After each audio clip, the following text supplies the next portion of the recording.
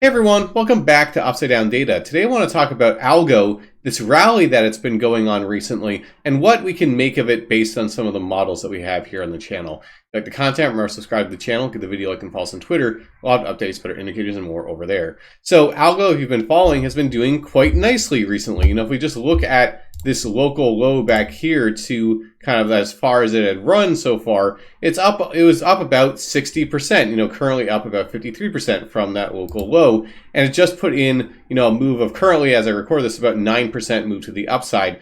Pretty big candle to the upside. So I want to talk a bit about why this might be happening, this kind of rally we're seeing right now. If we might expect it to go further based on some of the models we have on the channel, but also just from a more macro perspective, what does breaking out of this range potentially mean for Algorand? This range that we've been in ever since June, Algorand has now started to break out above it.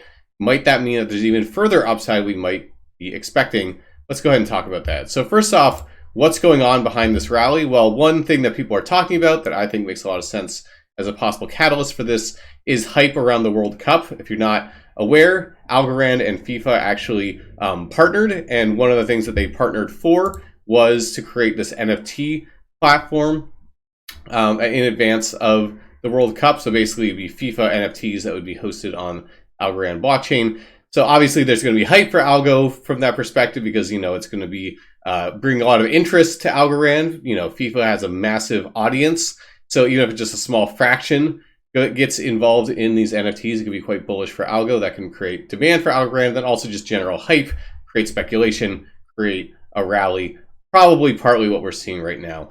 So now let's go ahead and flip over to what we might make of this rally and how far might we expect it to continue to go. So to do that, let's go ahead and pull up some charts from some models that we have here on the channel. So I'm going to start off with the UDPI, the upside downside potential indicator. It's our risk indicator we have here on the channel. I'm going to start off here talking about the long-term version that cares about moves that play out over months, so more macro in its focus. And so what I'm showing you first here is the price history of Algo color-coded to the UDPI level. So higher levels, up closer to 5 is high risk, down closer to -5 would be low risk. And you see this model does a great job of identifying these high-risk zones for Algo where big drawdowns follow, as well as these low-risk periods where acquiring Algorand, is oftentimes quite advantageous. And you'll notice that in the lows that we saw back in June, the UDPI got into the deep green, this super low risk rating. And we can see this more clearly if I flip over here to the raw output of the model. So the white line here is the UDPI level across time. Yellow line is the Algorand price over time.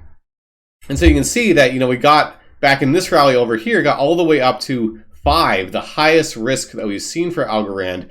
And then sure enough, that actually was quite prescient because look at the downside we saw following that reading. It's almost, sideways and more or less down only until we found this kind of consolidation level that we've been at here for quite a while, ever since June of this year, going all the way down to -5. And so we have ticked up a little bit, the model's pricing the possibility of some possible more downside. But by and large, there's a lot more upside potential that's realistic for Algo than downside that's realistic. And we can see that with this rally, we are starting to move up, but we're only at, negative about 1.1 or so right now. We're not very overextended from a long-term risk perspective. So what this model thinks is that should Algo decide to continue running in the longer term, it's got tons of room to move to the upside still, not overextended at this point. Not financial advice, of course, but that's just what this model is suggesting. And we can also look at how Algo compares across time frames, so it's short term, it's medium term also, as well as how it compares to other assets. So I'm going to do that by just pulling up this table here. It has a bunch of different assets that we track with UDPI data, and then also the different time frames. So short-term UDPI cares about moves that play out over days to weeks, so more short-term in this focus. Medium-term is weeks to months, so kind of in between the long and the short. And then, of course, the long, as I mentioned, is in the order of months to multiple months. And so we can see is that Algorand, it's pushing up towards 0 on the short term. So in the shorter term, it's getting closer to parity, where the upside and downside potential are about equal from the model's perspective. But, it's still sitting comfortably below -1 on the medium term, and again, below -1 on the long term. So the way I would personally read this is that, the market generally has gotten a lot more bullish than it has been for quite a while. Generally speaking, there's more possibility of upside, I think, right now. Not to say that that's long term, that isn't just a relief rally within the bear market, but the possibility of upside is plausible. So I don't think that 0 or close to 0 has to act as the top on the short-term UDPI here. I think we could actually run further, potentially even run up to 1, maybe even 2 before finding a top. So, for example, that's what Quant did. Quant, when it had run like crazy, got up to, positive 1, I think closer to positive 2 when it found its top. I think a similar thing could happen here as well. So Algo is still sitting in a reasonably comfortable spot. It's not as low risk as some of these other assets, but it also doesn't, these other assets don't necessarily have the catalyst that Algo has to push them higher, right? Solana right now, there was a partnership between Google and Solana that was announced recently, but it hasn't really been reacting too strongly to that. So right now, even though Algo is, higher risk from the UDPI's perspective, it actually might show more appreciative upside in the short term because it has that catalyst more so than something like Solana does. So we are starting to get up there. So obviously some of the rally is behind us, but I do think there's more room left to run for Algo right here. It's actually a similar story to what I talked about with Matic recently. I think, Matic had a big catalyst with some big announcements that was shooting it up. And I talked about there how I think it has more room to run just based on the broader market conditions and those catalytic factors. I think a similar story is actually the case for Algorand, especially leading up to the World Cup. It could be a sell the news kind of thing. And once the World Cup starts later on this month, that will mark the top. But I think if we see that, we'll see confirmation of that again with the UDPI data. I think the short-term UDPI will be closer to 1, maybe even 2 by that time if Algo continues to really rally going into this. And so really for me personally, again, not financial advice, just the way I'm reading the data, I'd see a reading of 1 or 2 on the short-term UDPI as being a little bit more of a place where I might expect a local top to start forming, especially this being more likely than not just a bear market rally, unlikely to be what brings us to new all-time highs. That's what I'm going to be looking for on a risk perspective. Okay, but let's look at some other factors that we can look at to kind of get some other data about this current trend we're seeing. So I wanted to pull up the trend confidence indicator, or TCI, for Algorand. So this is a model that, as the name suggests, looks at trend. And really what it's trying to quantify is how confident should we be in the current trend that we're in. So first of all, it's trying to identify, are we in an uptrend or a downtrend? If you're above 0, that means that the model thinks that you're either in an uptrend that is likely to continue, or that the downtrend you've been in is likely near its end and actually a bullish reversal is likely. And then, of course, the opposite would be true for below 0. That's when you're either in a downtrend or whatever uptrend you're in is not very convincing and downside is likely to follow.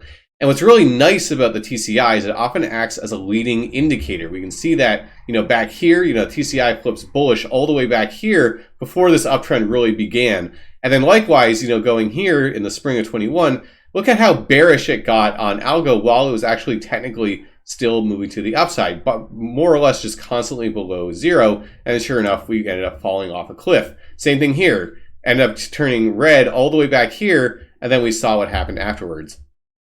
Now, what's notable here is that, throughout this time, it had flipped bullish, up through this trend, kind of undecided through here, but now it's again off up to the races in the green. And so this is what we'd like to see for an uptrend, right? What we don't want to see is Algorand going to the upside and the TCI being red, because that means it's not a very convincing move to the upside.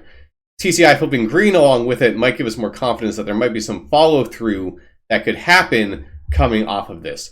So time will tell, of course, but this is a hopeful sign. So it's definitely a check mark in the favor of the bulls, in my opinion. And the final model I wanted to pull up here was the momentum bias indicator, or MBI. So this, as its name suggests, is all about momentum. And what it's trying to quantify is what is the prevailing momentum in the market? Is overall to the bullish side, that's above 0, or to the bearish side, that's below 0, down in the red. And so what you'll see is that in bull markets and these big moves up, you tend to spend a lot more time in the green than in the red, whereas in bear markets, you spend a lot more time in the red than in the green. We flipped red all the way back here, and then by and large, just spending tons of time in the red until more recently. And what we've been seeing back here was telltale bear market behavior on the MBI for Algo.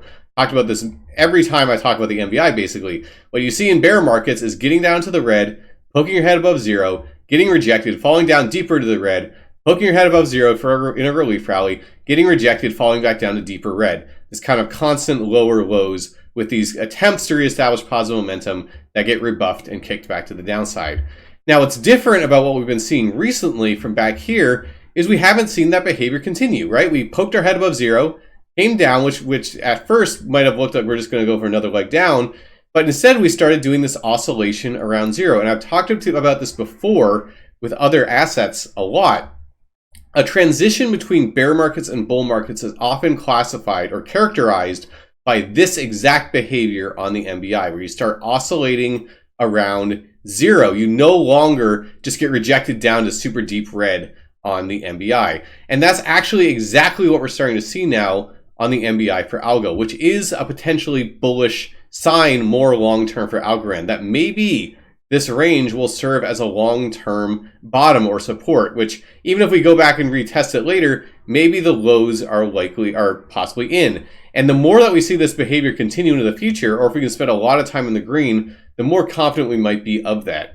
Now, the caveat, of course, is that Algorand doesn't exist in a vacuum. It is situated amongst a large crypto market, which is then situated amongst the macro markets. So if there is some cataclysmic event that happens, like a massive recession, bond market blows up, stock market crashes, Bitcoin tanks, who knows what could happen there, then I don't think Algorand's going to be immune to that. So just because we're seeing positive signs here doesn't mean it's going to be immune from those external kind of broader shocks.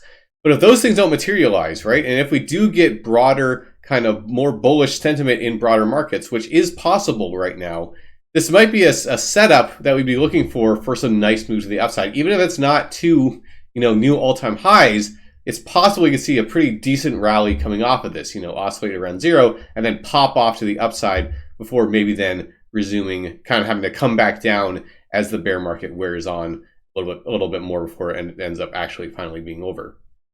But something to keep an eye on for sure. So my overall assessment with Algo right now is tentative, of course. We don't know what's going to happen. Anything could happen. There could be external shocks to the market that derail all of this. But my base case for Algo right now is that I think this rally has more legs in it. I think it can go higher. And then the ultimate topping point would be around when it gets to, that 1 or 2 on the short-term UDPI. I start to get more cautious. When we lose the TCI, when the TCI flips bearish, that would be another sign I'd be looking for. And then also, if we go back down to the red, the NBI, that oftentimes corresponds to some downward movement, at least for the shorter term. But for right now, everything's lining up for the bulls. And so until I start seeing some of that more bearish, overextension or bearish signs showing up on these trend and momentum indicators, my disposition on Algo is going to remain more bullish. So again, not financial advice. That's what I'm seeing in the data. Be curious to hear what you think about Algo in the comments. All right, if you like the content, remember to subscribe to the channel, give the video a like and follow us on Twitter. A lot of updates, better indicators, and more over there.